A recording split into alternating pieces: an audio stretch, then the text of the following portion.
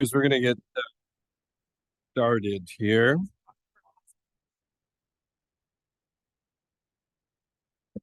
And this evening, we're going to start with open board instead of hospital district board. So those of you who are expecting to see Chair Horn or Chair Pranger, I apologize, you get me right now. So, first of all, I'd like to start this meeting by recognizing the homeland of the 30 First Nation communities of this area. We call the FDRD, where we live, work, and learn. The important decisions that we make at the local government level can affect First Nation communities, Indigenous peoples, and organizations in many different ways today and into the future. So as part of our collective responsibility, I commit that we continually examine the work that we do to ensure that our projects, our plans, initiatives, and discussions are guided by the principles of inclusion, collaboration, and reconciliation.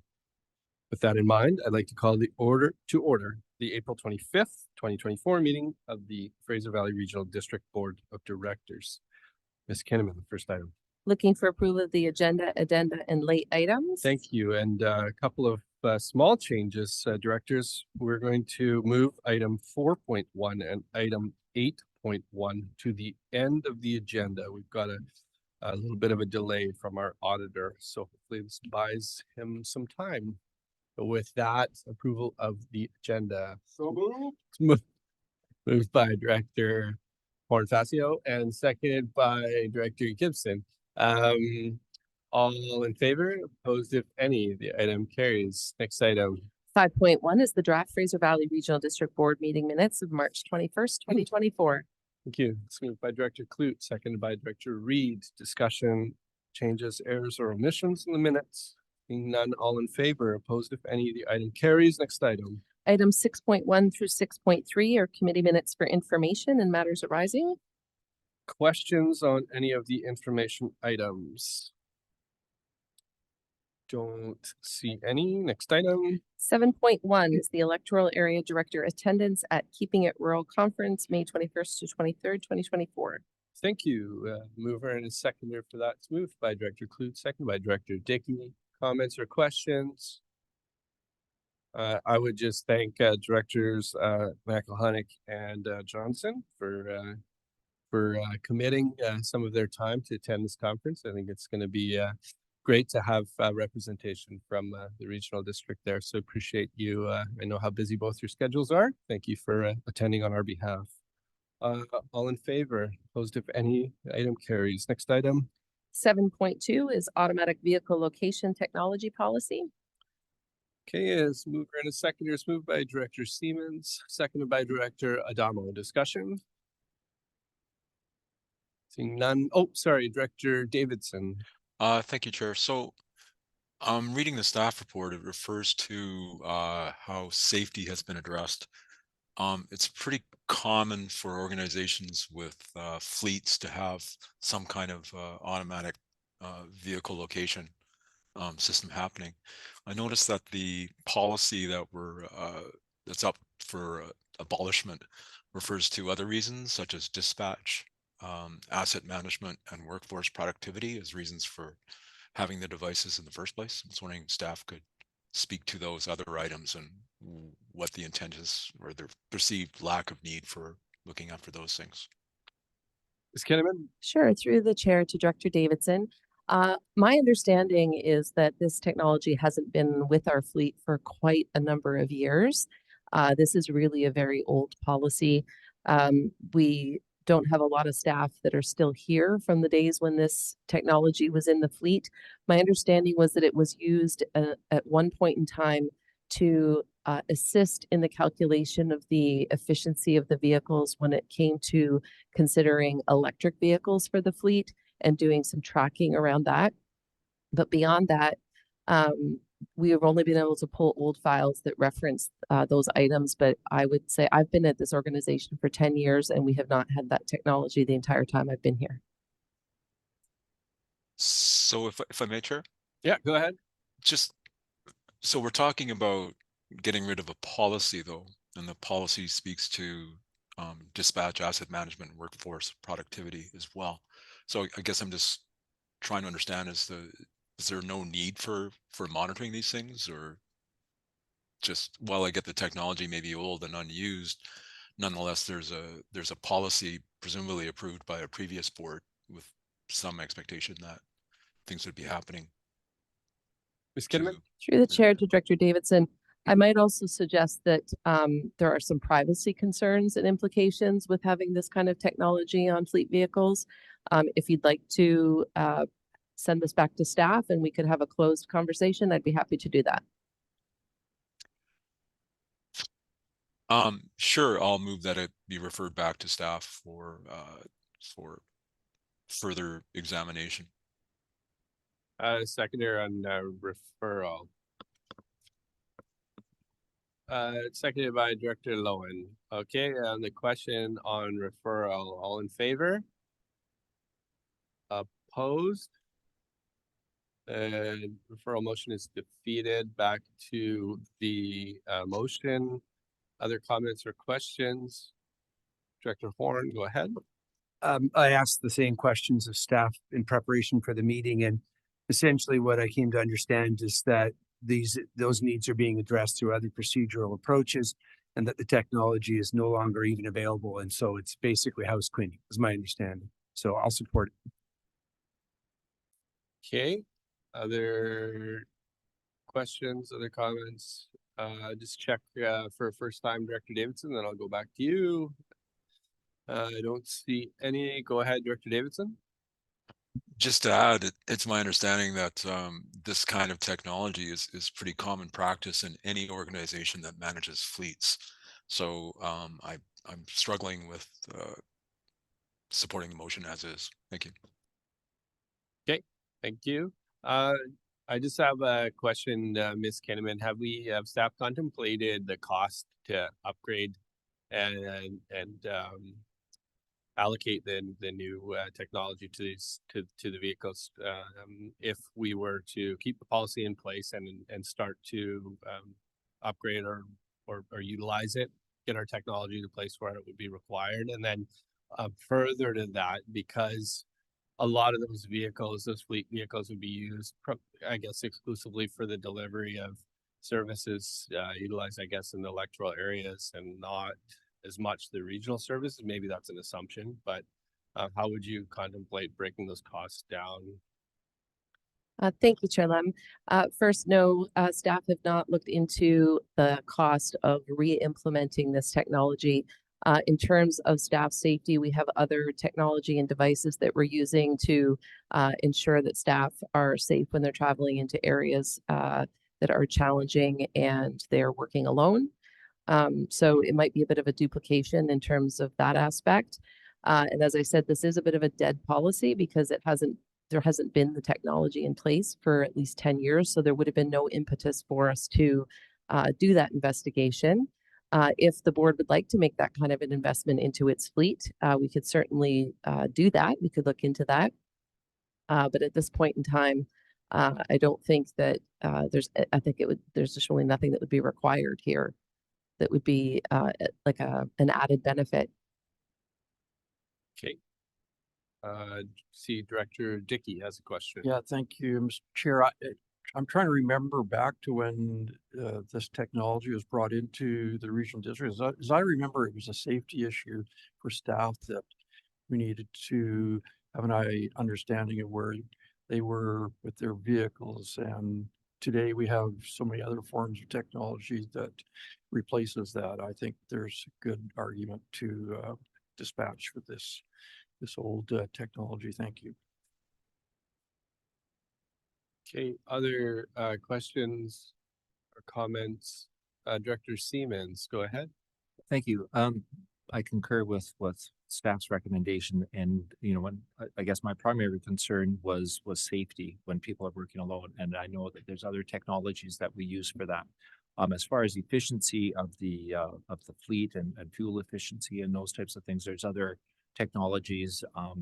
I think that this would just be redundant and another layer of challenges for staff to track.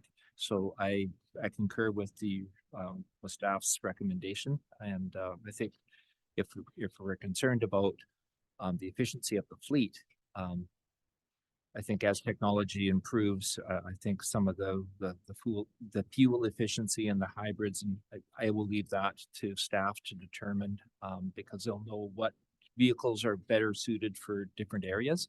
And so I think this is, like they said, a dead policy. So Okay, thank you, Director Siemens. And Director Davidson, you had your hand up.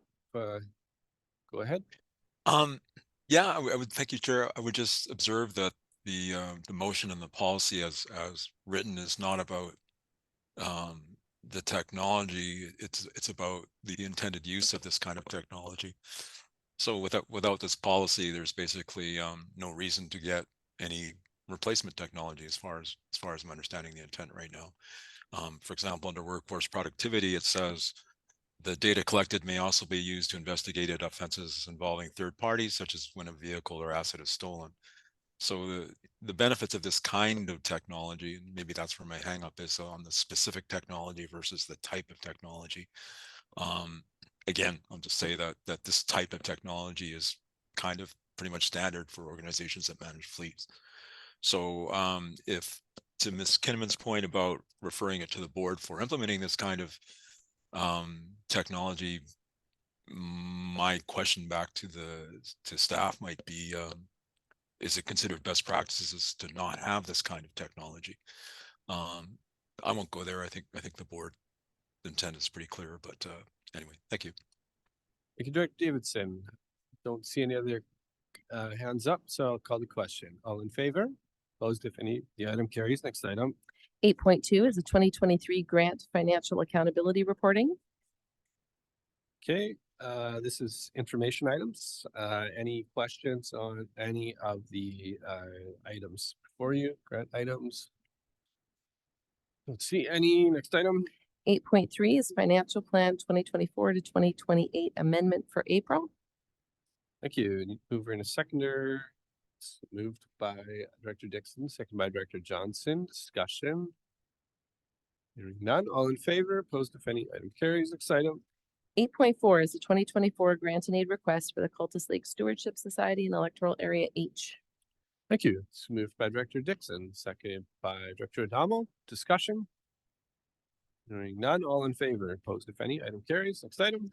8.5 is the 2024 grant and aid request for the Chilliwack Area Lions Clubs. Thank you. It's moved by Director Dixon, seconded by Director Johnson. Discussion. Hearing none. All in favor? Opposed, if any? Item carries. Next item. 8.6 is a 2024 grant and aid request for the Cultus Lake Park Community Events and Engagement Committee, Electoral Area H. Thank you.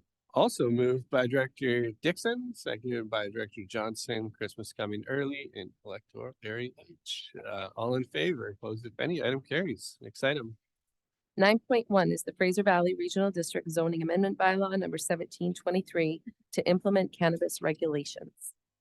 Thank you. This is for EAs. Mover and seconder. It's moved by Director Castle, seconded by Director Dickey. Discussion.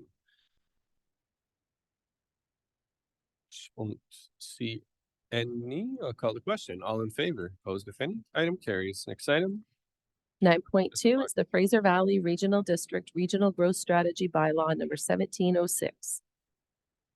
Okay, mover and a seconder. It's moved by Director Kloot, seconded by Director Siemens. Discussion. Hearing none. All in favor? Opposed, if any? The item carries. Motion number 2, moved by Director Lowen, seconded by Director Gill. Discussion. Hearing none. I'll just say before I call the question, thank you all for extremely hard work that's gone on in this file. You should all be very proud of yourselves. A lot of work. And all in favor? Opposed, if any? The item carries. Congratulations. Next item. 9.3 is the Fraser Valley Regional District Electoral Areas F and G Fireworks Regulation Bylaw number 1739. Motion number 1, moved with enthusiasm. Director Castle, seconded by Director Davidson, with equal enthusiasm. Discussion. Director Castle. Chair Lum, I just want to say that I'm very happy to see this at final adoption here at the board level. And I want to thank the board for supporting this. I do feel that this is going to go a long way to improve public safety in areas F and G. And I know a whole bunch of residents who are going to be very excited to hear that this has passed. So thank you. All right, well, let's hope that the board passes the next two motions. They will. Let's go. Motion number one, and it's moved and seconded. All in favor, opposed if any, item carries. Motion number two, moved by Director Castle, seconded by Director Davidson. Discussion, hearing none, all in favor, opposed if any, item carries. And adoption, moved by Director Davidson, seconded by Director Castle. All in favor, opposed if any, item carries. Good job. Yeah. Thank you. Next item. 9.4 is the Fraser Valley Regional District North Cultus Lake Sewer System Service Area Amendment Bylaw number 1719. I just want to note to you, Chair, that when this went to the ministry, they actually made some minor wording recommendations and sent it back to the board. So if it is approved here this evening, it will have to go back to the ministry for final approval. Okay, so motion number one, is this for all? We need a mover and a seconder. It's moved by Director Dixon, seconded by Director Horn. Discussion. Hearing none, all in favor. Opposed if any, item carries. Motion number two, moved by Director Dixon, seconded by Director Clute. Discussion. Hearing none, all in favor. Opposed if any, item carries. Next item. Next item is 10.1. We have Development Variance Permit 2024-01. Thank you. Pursuant to Part 14, Division 9 of the Local Government Act, this is the opportunity for the FERD Board to hear from the public regarding the one development variance permit listed on the agenda for this meeting. Anyone who believes that their interests are affected by the proposed applications will be given an opportunity to speak. If you have any verbal comments with respect to these permits and you're joining us on Zoom or a smart device, I would ask that you please press the raise hand function. When it is your turn to speak, you'll be asked to unmute yourself. If you're joining us on Zoom by phone, please press *9 and we'll notify staff you wish to speak. When you're prompted to unmute yourself, please press *6. Those of you wishing to speak are asked to begin your presentation by providing your name and address, which will be recorded and form part of our official record. Please limit your comments to 5 minutes and confine your remarks to the application at hand. Ms. Kinnaman. So 10.1 is Development Variance Permit 2024-01 to increase the maximum size for an accessory structure at 52655 Yale Road in Electoral Area D. Okay, is there anyone who wishes to speak to this item? Ms. Van Ness, anyone online? We do have a few members of the public joining us online today. So just hit that raise hand function if you do have comments with respect to this item. Thank And you. I'll just note that we do not have anybody joining us in person. Okay, let's call for a second time. Third and a final time. No Still comments. nobody. Okay, what's the board's wishes? It's moved by Director Dickey, seconded by Director Castle. Discussion. Hearing none, all in favor. Opposed if any, the item carries. Next item. 11.1 is the Vancouver Soaring Association seasonal lease. Thank you. Mover and a seconder. This is full board. It's moved by Director Popov, seconded by Director Lowen. Discussion. Hearing none, all in favor, opposed if any, item carries. Next item. 11.2 is assignment and assumption agreement for sale of Rogers Telecommunication Tower located at 47100 Laurel Road in Electoral Area C. Thank you. Mover and a seconder. It's moved by Director Wardenberg. I need a seconder, seconded by Director Dickey. Discussion, Director Davidson. Thank you, Chair. Brief recap from East. This one did raise some concerns for me. I was alone in those concerns, so I won't restate them. I just would like to confirm that as the revenue from this agreement goes, my understanding 100% to the Hemlock Fire Department, should there be any costs associated with this agreement, that the same would apply. They'd go 100% to the Hemlock Fire Department service area. That's through to staff. Thank you. Ms. Kinnaman. Thank you for the question. Through the chair to Director Davidson. Yes, 100% of the revenues and expenses for this service are in that service area for the Hemlock Fire Department. Thank you. Other comments or questions? Don't see any. Ready for the question? All in favor? Opposed, if any? Item carries. Next item. 12.1 is the Human Resources Update Q1 Statistics. It's an information item. Thank you. Questions on the information item, Director Gibson? Thank you, Chair. Looking at the list of stats that we've been distributed, maybe just a question of clarification, if I may. It says staff count, full-time and part-time. It would be interesting to know how many part-time and how full-time. That's a little bit vague in my view. It's not an overt criticism.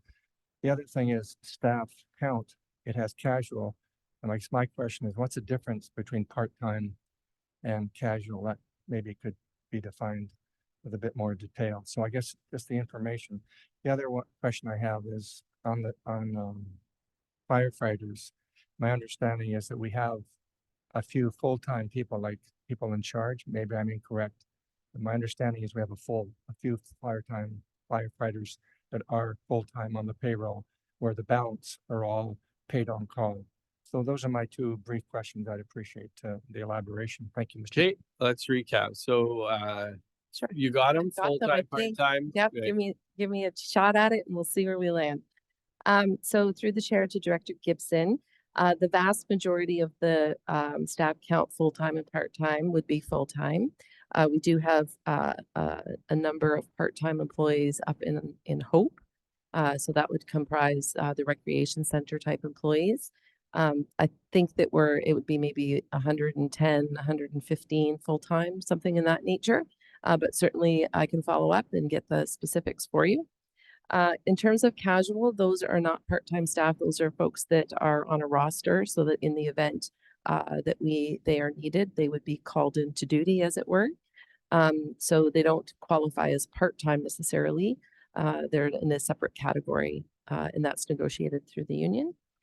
In terms of our firefighters, we do not have any full-time firefighters. We do have one chief position for the North Fraser Volunteer Fire Department. It wouldn't be categorized as a full-time position, but they are paid as a staff member. But the 154 others would be paid on call, technically speaking. 3 for 3. Other questions or comments? Don't see any. Next item. Moving down to 12.2, which is the do-it-yourself indoor air cleaner workshops. It's an information item, but I would like to draw the board's attention. Your Regional and Corporate Services Committee requested a sample to be available at the board meeting. And I understand that some at this table have actually built these themselves, and they are quite efficient and effective in doing the job. Wonderful. Thank you. Any questions? Yeah. Demonstration. Yeah. No, this is great. It's a great initiative. Thanks, staff, for that. I appreciate them bringing it in. I am definitely going to try it out after the meeting. Don't see any other questions or comments. Next item. 12.3 is the Provincial Land Management Legislative Updates related to the Declaration of the Rights of Indigenous Peoples Act. Thank you. Questions on the information item? This is a good report. This is a really good report. I appreciate staff, all the work that went into this. Very detailed. Good update. Let's see any. Next item. 12.4 is the Rural Transit Needs Assessment and Action Plan Update. Questions on this, Director Horn? Well, I'm going to pick up on the word transit, Mr. Chair. I met yesterday with Mr. Ringma, Government Relations for BC Transit in the region, and he spoke very highly, as I'm sure nobody will be surprised to hear, of his work with Ms. Stewart. In the context of that conversation, I suggested to him, I think it's been quite some time since local governments in this region have really participated or had any reason to participate in transit improvement planning. And we've had some new people since any of the transit improvement or transit future plans were funded. And so I just wondered whether or not, whether it needs to be a resolution or whether it's complete direction. Would love to invite Mr. Ringma with the help of Ms. Stewart or others to to give a little transit 101 here to the board, if that's possible. Thank you. Ms. Kinnaman, I'm not sure a motion necessarily in order. If it's the will of the board, I would invite a delegation from BC Transit. Thank you, Chair Lum and Director Horn. As luck would have it, Mr. Ringma is already on the agenda for the May board meeting. So I'm just going to quickly look at Allison and see if the scope of that request can be accommodated within that meeting next month. Yes, through the chair. BC Transit will be here to sort of give an overview of what's happening in the region, and including talking about some of the transit future action plans that are ongoing, and hopefully be completing the Fraser Valley component of the transit future action plan as well. Okay. Perfect. Thank you, Mr. Chair. Yep. Director Johnson. Thank you, Chair. Not a question, just a comment in regards to transportation. At the roundtable meeting held in Hope with MLA Jackie Taggart, I suggested that Fraser Health look into partnering with Northern Health to utilize their bus service for medical appointments in the city. This bus travels from Prince George, I believe, a couple times a month, and comes right down the Trans-Canada Highway through Boston Bar, so it could easily service the canyon. And the bus service not only accommodates the patient, but also the caregiver. And anyway, MLA Taggart is to look into this, and hopefully we can be able to utilize their service. Thank you. Great. Thank you, Director Johnson. I know so many of the rural communities rely on, transit to be able to get to, critical things like medical appointments. And I know some people in the larger communities that are blessed with frequent transit forget that all too soon. So thank you for reminding us. Any other comments or questions? Don't see any. Next item. 12.5 is development permits issued in 2023 by the Director of Planning and Development. Thank you. Questions? Don't see any. Next item. 12.6 is options for implementing zoning amendments required by the Housing Statutes Act Bill 44 and application to the Minister of Housing to extend the deadline. Thank you. Yeah, mover and a seconder. It's moved by Director Dickey, seconded by Director Siemens. Discussion. Director Horn. Just a clarification, the motion then includes option, specifically the option 2 that staff have got the recommendation. Is that what we've got on the table? The way I read the motion is identify option 2 in the staff report as the preferred implementation option. Okay, thank you. Yep. I saw staff nod, so yes. Okay, good. Other questions or comments? Don't see any. Ready for the question. All in favor? Opposed if any? Item carries. Next item.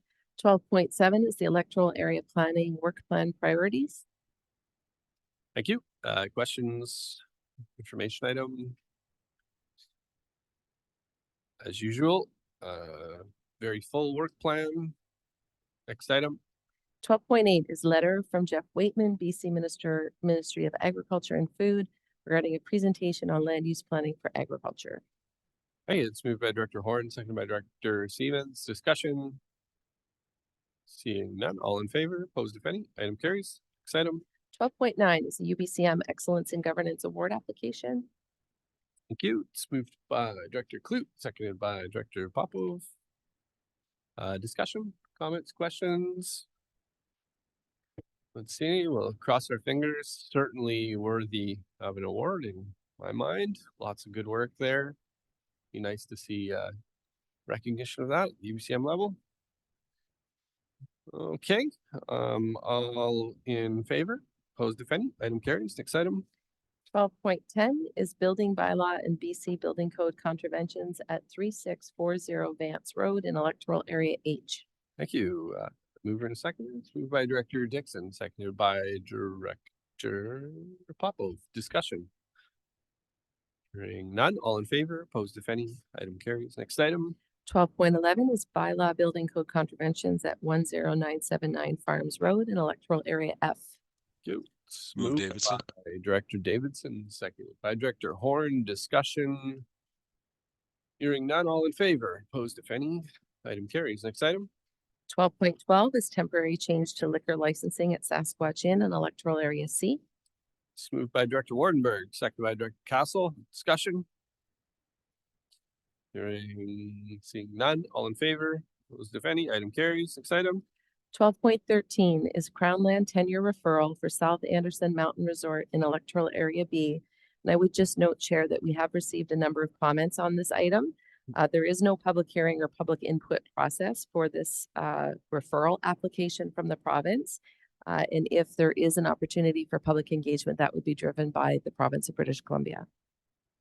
Thank you, Ms. Kinnaman, and I appreciate you clarifying that because we may have a number of people online who maybe expected that this was similar to a public hearing. It is not. This is not dissimilar from other approaches that we've had to take with other applications. So this referral just goes back to the province, and they will need to do with it what they see fit. But certainly that doesn't preclude anybody who wished to ask questions to go directly to the proponents and ask their questions, which is what I suggest they do. This is for EA, so move in a second, please. It's moved by Director Dickey, seconded by Director Adamo. Any discussion? Director Dickey. Yeah, just wanted to thank you, Mr. Chair. Just wanted to thank Mr. Nadvi for a very thorough analysis of the proposal. At the electoral areas meeting, I pointed out this is the 7th ski hill proposal that has been made at the regional district since I started here. One of them is going to happen, I'm sure. Thank you, Director Dickey.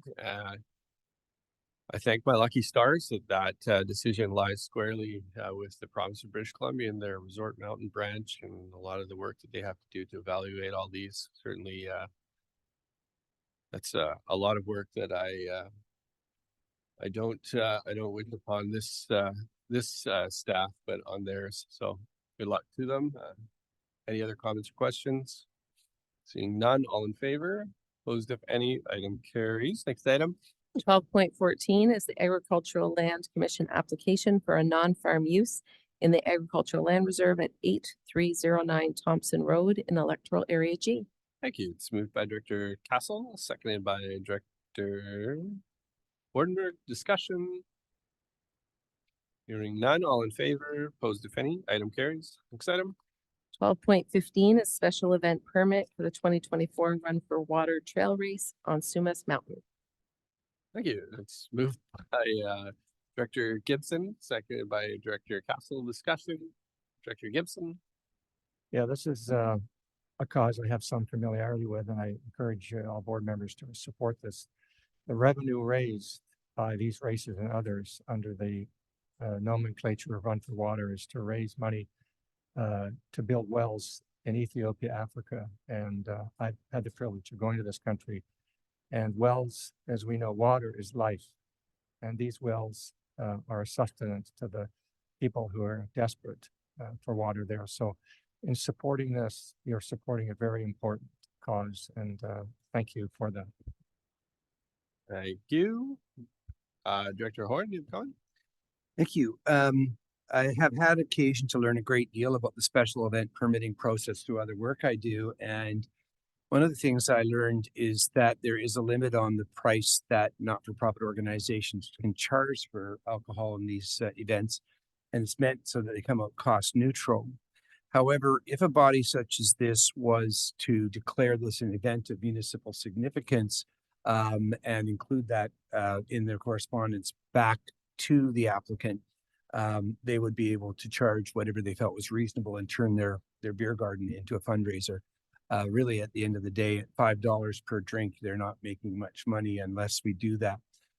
In my community, we've actually made a standard process now that we would generally ask staff to include whether or not we could add that. And so after this motion has been dealt with, I'm going to ask before we move on to 2.16 that I add a second portion that we declare this an event of municipal significance so that they can charge what they want for beverages. Okay. Any other comments on 12:15? Don't see any. Ready for the question? All in favor? Opposed? If any, the item carries. If I may, Mr. Chair, then I will move that we declare the Run for Water Trail Race event an event of municipal significance. Okay. I just want to check in with staff because this is. I just want to be a little wary because this is happening outside of municipal boundaries, happening in area G. So I want to make sure that the same rules would apply with the Liquor Licensing Act.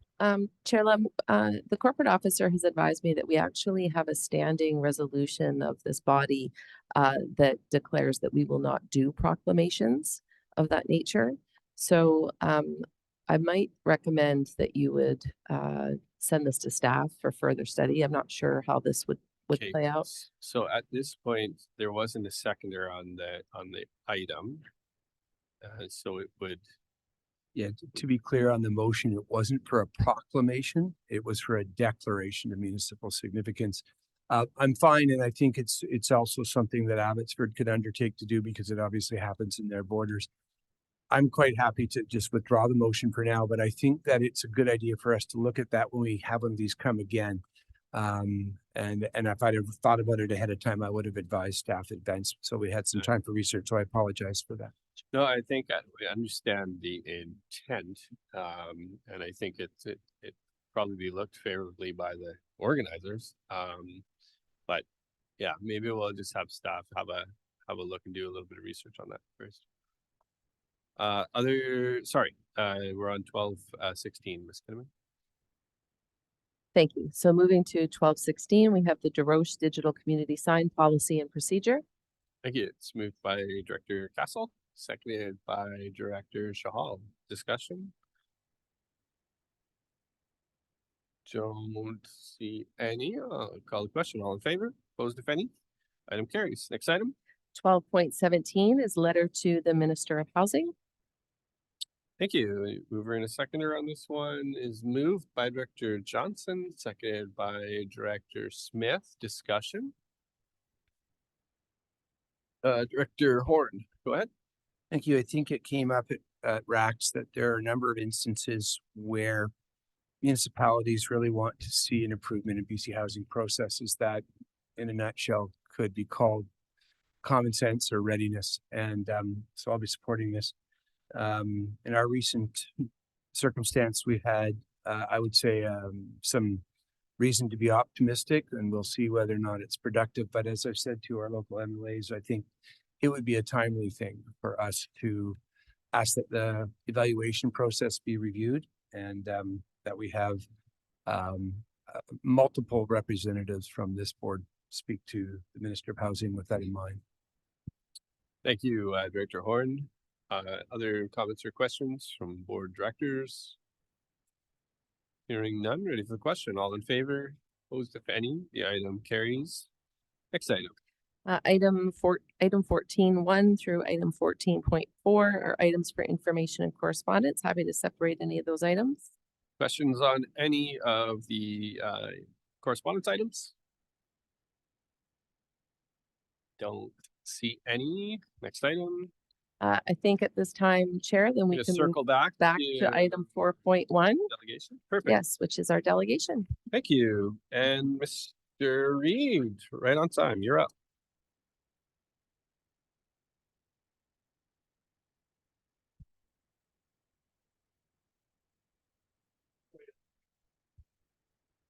Well, until you just admitted it, nobody online would have known. Sorry, I'm late. I had 7 o'clock in my calendar for some reason. We had a bit of a running bet. Who had odds on 7 o'clock? I think on that one. So good. The floor is yours, Mr. Reed. Okay. Give me a second here. So I'm here today to discuss the audit for the year 2023. Before I jump into my formal presentation, I'd really like to thank management, Kelly, Beth, and her team. They were super organized this year. You'll see that there's some significant accounting changes this year. They had that all very well organized before we started our audit, and that was very appreciative. So I'll jump right in. If we can move this to the slide that says materiality, please. Oops, sorry. Go to the next one. Thank you. So this is just the highlights of the audit. I'm going to talk about various areas: tangible capital assets, revenues, deferred revenues, expenses, your government partnership, and as I mentioned, the asset retirement obligation. That's where we spent a fair amount of our time this year. We are complete our work, subject to having this discussion with the board. Next slide, please. So the first step in terms of doing our audit is determining materiality. Materiality is based on expenses, and this year it's $810,000, up quite a bit from the year before, which was $730,000. However, we design our testing to look for audit adjustments at around $40,000. So you can see that we do testing at a fairly low level relative to the size of the operations. Next slide, please. So we're going to talk a little bit about risk of management override of controls. This is prevalent, or this is in our standards, that we have to assess this at every single audit. It doesn't mean that there's the risk at FBRD. And so what we do to test this is we look at journal entries. We perform a retrospective review of any significant estimates, and we evaluate the business rationale for any significant or unusual transactions. And we noted none of those, and there was no issues noted in our testing. Next slide, please. Tangible capital assets. You add a lot of assets in any given year, and there was a bit more this year than there has been historically. So we get an understanding of that process, select a sample of those assets, agree them to the agreements or documentation, and also look at the funding sources. No issues noted in our testing. The next slide. Revenues and deferred revenues. We look at all of your contribution agreements, and there was a significant number of them this year, including a very significant contribution from the province for $8.8 million, being part of the Growing Communities Fund. The district originally recognized about $1.2 million of that into revenue, being the money that they spent.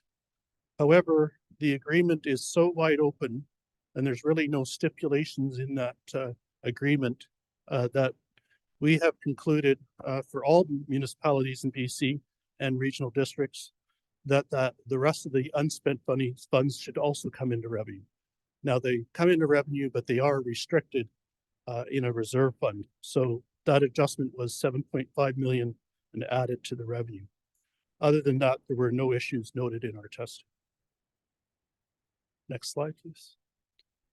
On the expense side, we do sampling over not only expenses, but also payments to employees. Take a full sample from your general ledger, test to the original invoices, and no issues were noted. You have an interest in the forestry partnership. That partnership actually had a very busy year for this year ended March 31st, 2023. Picked up one third of the income. No issues were noted in our testing of that. And then asset retirement obligations. This is where we spent a fair amount of time. You might want to know what an asset retirement obligation is. I think I spoke to this about it last year that this was coming. So basically, if you have buildings with asbestos in them, if you have a landfill, if you have wells that need to be decommissioned, you have a legal obligation sometime in the future to do abatement on the buildings, close the landfills, or cap the wells. The new standard basically says you got to set up a liability for those decommissioning costs or those restoration costs. And you have to set it up today based on when you think that you are going to do the work to do the restoration or close the landfill, including post-closure costs. Now, you've already had a landfill liability on your books. However, this asset retirement obligation standard actually accelerates the recognition of those expenses and increases the liability. To the extent that you continue to own those assets that need to be retrofitted or restored, you increase the size of the asset, you set up a liability, your amortization expense over time goes up, and then the liability goes up as you get closer to the restoration date. We accrete it up, it's called an interest. So the liability is calculated on a discounted cash flow basis. So there's a lot of judgment, a lot of numbers that go into doing the calculations. Management worked basically for over a year, putting this together, getting a list of assets, seeing which assets were in scope, which ones are out of scope, and running all the calculations. We noted no issues in our testing over this liability. Finally, next slide. Back up one, please. There is a new standard on financial instruments. There's this disclosure in the financial statements around this. However, this new standard did not affect the reporting for the regional district. So there was no issues noted as a result. There were no other new accounting standards, and we didn't note any control deficiencies during our work. I will leave my comments there, but happy to take any questions. Thank you, Mr. Reid. Questions from board directors? I don't see any. What's the asset retirement obligation? So is that obligation then to create create and fund a closure reserve or a abatement or reclamation reserve? It's actually reporting a liability on the face of your balance sheet. So there's a full liability. There's a liability set up today and let's say you had one asset that you had to fix 10 years from now. Right. It's basically set up today at a discounted cash flow basis so that, and using the MFA borrowing rate, which I think is around 4.5%, and you would accrete that liability up over the next 10 years until you had to do the restoration work or the demolition work or whatever it is that you need to do to that particular asset. So the asset sits, or the liability sits on your balance sheet. Your asset is actually increased in value, and then they both get amortized over time. So it's one thing to see that on the books. It's it's another very different thing to have this service area who owns that asset fund that that retirement obligation. So it gets very complicated for the regional district, given all of the areas and different programs and the like. And I think that's why management jumped on this very early in the day, because they needed to understand how the liability affects the equity in each of those individual funds. I think it also leads us into the conversation of why we would make a significant investment in the proper kind of tools to manage assets here at the regional district. So yeah, thank you. Other questions or comments? I don't see any on this one. So there is a motion. Before we, go ahead, Mr. Chair, before we jump into the motion, I do want to raise one other topic, and it's in Appendix 7 of my presentation. You don't have to throw it up on the screen, but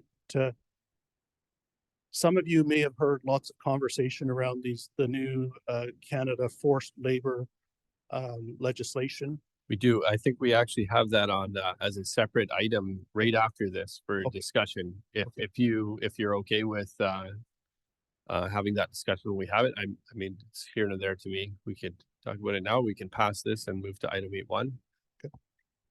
It's at the will of the chair. Why don't we do this? Because we put the item on the agenda. If you're okay with that, it is in direct relation to that question. I appreciate that.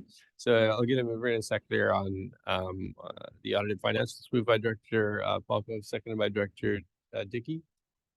Oh, it's an information item. Sorry. No, there's a motion on this one. This is the audited financials for 23. 4.1. 4.1. Yeah. Nope, that's okay. Any other comments or questions? Don't see any. All in favor? Opposed? If any, item carries. Thank you, Mr. Reed, and thank you to your staff, and thank you to our staff. Thank you for those comments, recognizing the hard work of our finance staff and how organized they are. We know that already, but it's sure nice to hear it confirmed. Ms. Kinnaman? So the next item is 8.1, which is Canada's new Forced Labor Act and reporting requirements. Of course, it's an information item with our corporate report, but pleased to have Mr. Reed here to comment. And Mr. Reed, yeah, this would be great. I'll turn the floor over to you again. Okay, thank you very much. So first of all, this new act was actually created by the Canadian Senate, not by Parliament itself, and hence the number of the act is S211. There is a couple sections in the act that are causing a lot of confusion about, do local governments need to report or not? And I believe the section in the act that deals with government reporting is section 5, which is really allocated or more directed towards the federal government and federal government departments. There's a catch-all section in the act, and I believe it's section 9, that basically says any other entity, and it doesn't talk about what the definition of entity is. Any other entity with revenues in excess of 40 million, assets in excess, revenues in excess of 20 million, assets in excess of 40 million, or more than 250 employees. If you meet any two of those three, you're in that section. And then the other condition is, are you importing or are you selling goods? And so it's that second section in section 9 that is pulling in a lot of local governments.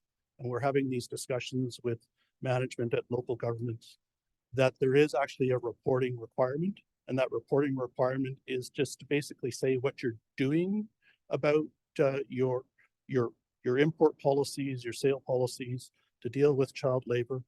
And that report is due by May 31st of this year. The first report is due this year. That legislation only got enacted in January, so we've got a very short, time frame here. Unfortunately, the way the legislation is written, if you do not comply with the act, and I don't know how the government is if the government is going to follow through on this, you can have criminal penalties with fines up to $250,000, and those criminal penalties not only apply to the organization, but could potentially apply to the directors of the organization. And that's why we have been talking to our local governments about this act and perhaps erring on the side of caution and filing a report by May 31st. It's timely because I was going to announce my retirement tonight anyways. So questions? Director Horn. There's many, but I'll try to have two. The first is essentially you've talked, Mr. Reed, about taking an approach that's based in caution, although the cost associated with that step is itself an unexpected, unbudgeted risk, and so is the cost of buying things where we have the ability to only where we can show the supply, the path of the supply chain. My question is there a way for us through the federal government, is there somebody right now doing the work of clearly establishing whether or not this does fall to local governments? Any steps you might suggest we take?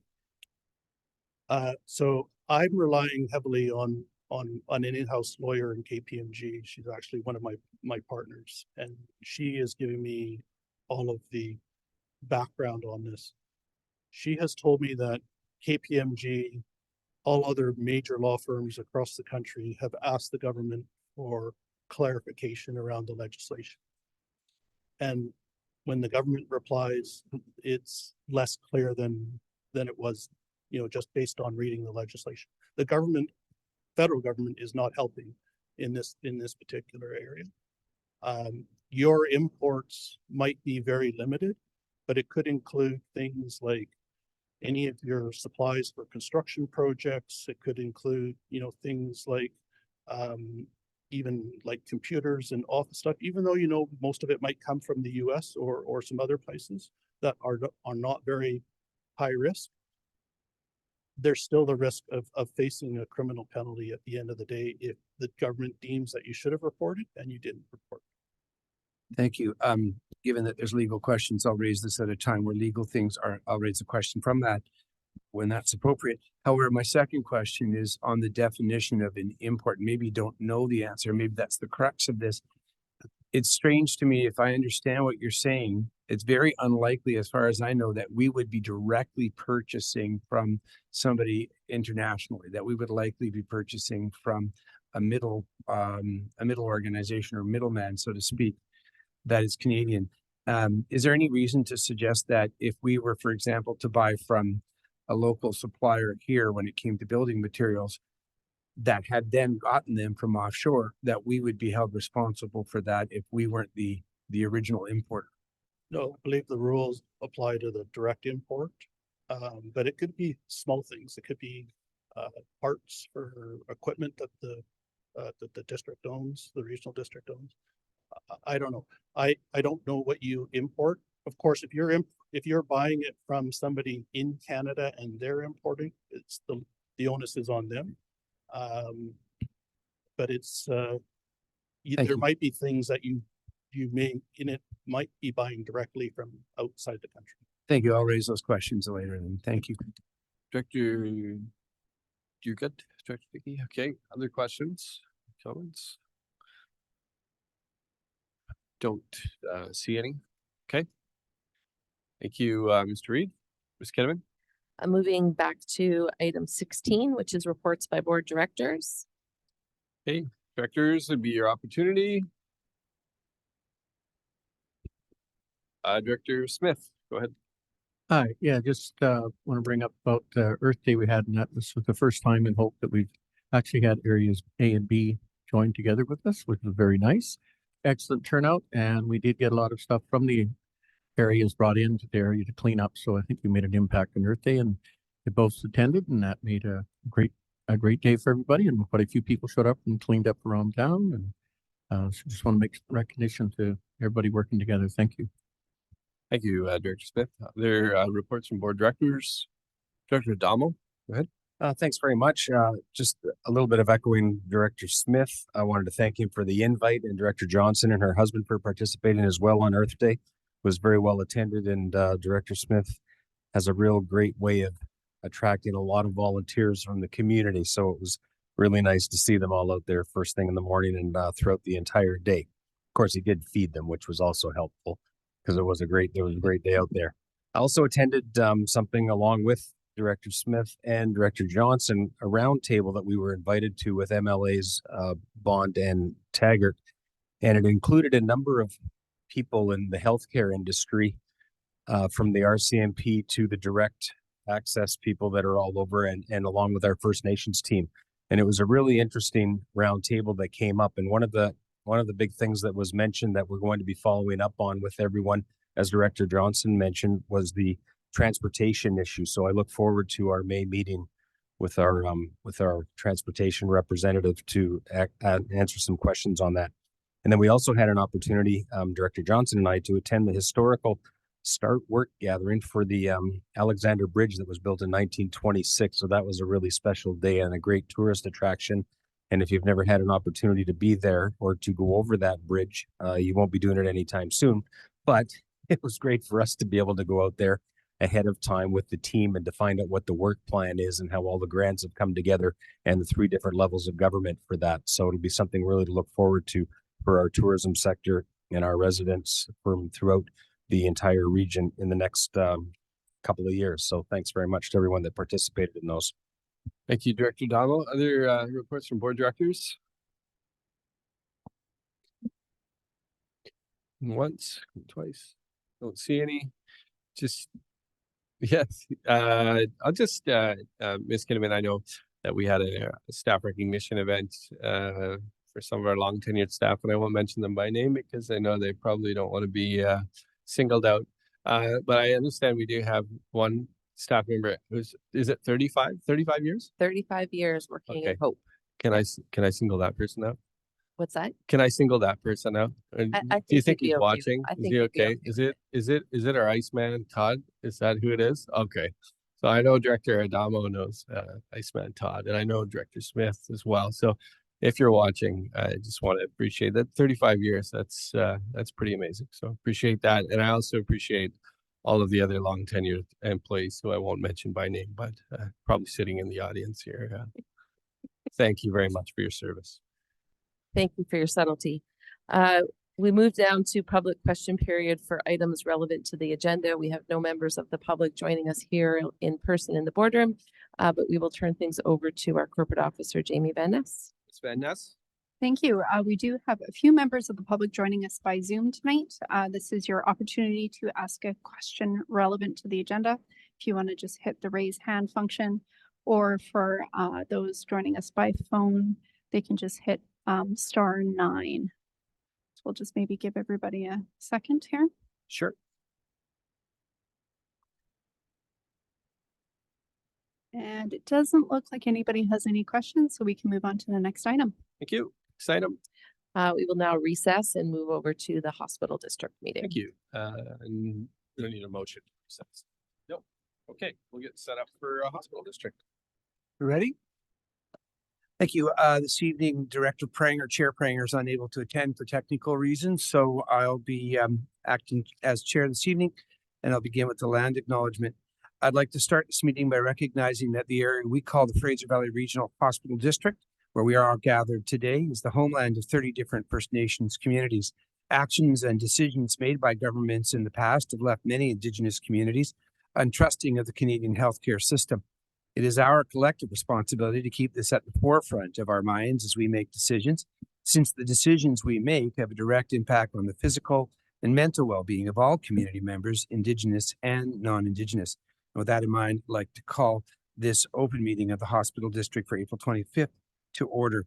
And with that, I don't think we need to make any changes, Ms. Kinnaman. I don't believe so. I did just want to mention that Chair Pranger is online, but the technical difficulties preclude her from having her camera on. So just wanted to make sure that you all knew that she was here present, but just looking for approval of the agenda, addenda, and late items. Moved by Director Shahal, seconded by Director Clute. All those in favor? Opposed? It's carried. Moving on to the next item, please. 4.1 is the 2023 Fraser Valley Regional Hospital District audited financial statements. And again, we have Mr. Sean Reid. Welcome back, Mr. Reid.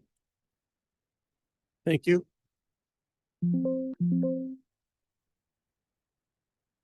Okay, so if you can just slide down to the highlights page, please.